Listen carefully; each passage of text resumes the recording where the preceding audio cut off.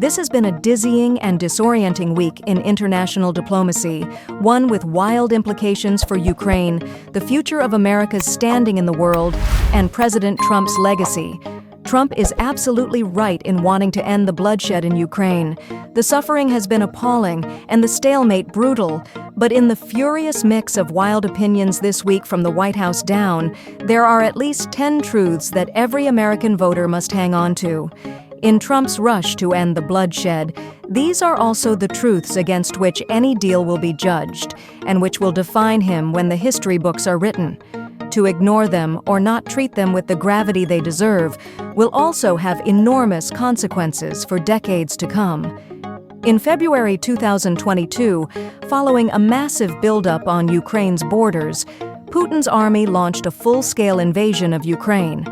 There is no rational narrative outside of Russian propaganda that blames aggressive actions by Ukrainian President Volodymyr Zelensky or NATO that can justify such a military action. This came after Putin had already seized Crimea in 2014 and launched a war in the Donbas in eastern Ukraine. And that doesn't include the other wars he started, like that against the tiny nation of Georgia in 2008.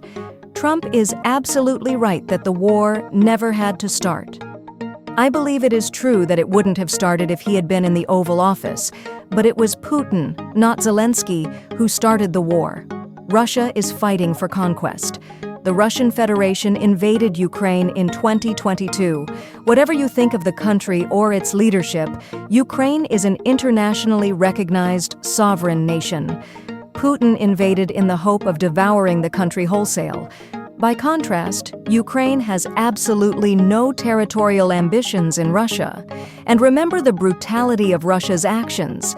Among the multitude of depravities and war crimes committed by Putin's army has been the abduction of some 20,000 Ukrainian children. Who wants to live in a world where the strong can simply devour the weak and kidnap little children by the thousands? Why hasn't the U.S. put their release at the top of the list of its negotiating demands? Putin is a dictator. Putin has ruled Russia with an iron KGB fist since coming to power in 1999. He has ruthlessly quashed independent media, ended free and fair elections, crushed civil society, and killed his political opponents. And not just inside Russia, but around the world.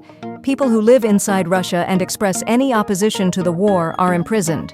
Zelensky is not a dictator. A political outsider, Zelensky won the 2019 presidential election, which was relatively free and fair. He has a 57% approval rating, not the 4% Trump claimed. Unlike in Russia, Ukraine has vibrant independent media that hold the government to account, despite claims to the contrary by internet swamp creatures and Russian bots.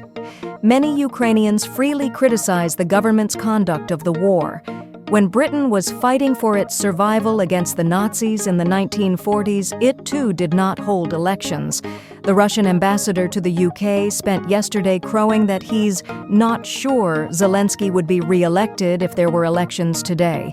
But we all know one thing for sure. Whether or not Zelensky would be re-elected in Ukraine, Putin will always be re-elected in Russia. Because his elections are con jobs, pageant shows. Putin hasn't won a free and fair election in his life because he doesn't hold them. Nobody would argue that Ukraine is a country without corruption, but that does not mean its people and sovereignty should not be protected. We should also remember which country in this war is truly corrupt.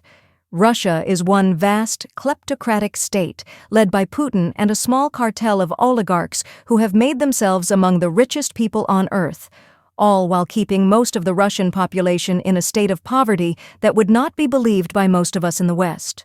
Putin and his cronies have been accumulating power and wealth all their careers, and they will torture and kill anyone who exposes this corruption.